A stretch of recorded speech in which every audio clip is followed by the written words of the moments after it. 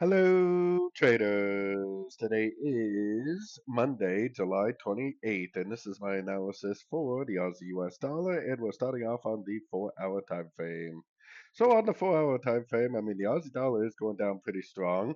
And to me, this looks like just another series of three-way patterns that we are getting on the higher time frames. Maybe this is the end of a wave X of like a WXYXZ or something like that.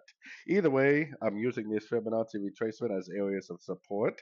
I'm not going to be going long at these levels, but these are hopefully the areas where we'll get bounces. And at the end of these bounces, potentially we can look for shorts.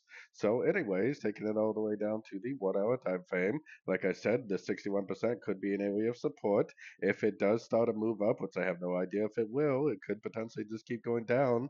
I'm just saying if it does start up, the first thing I would do on the 1 hour time frame and below is put my Fibonacci retracement from here to here. I would look for three waves up. I'd look for a Fibonacci bounce, and I would look for more sorting opportunities. But I'm definitely only looking to go short on, pullbacks and hopefully nice Fibonacci retracement bounces. So, anyways, don't forget to check out my website, fxpipcollector.com. And as always, thank you for watching and happy trading.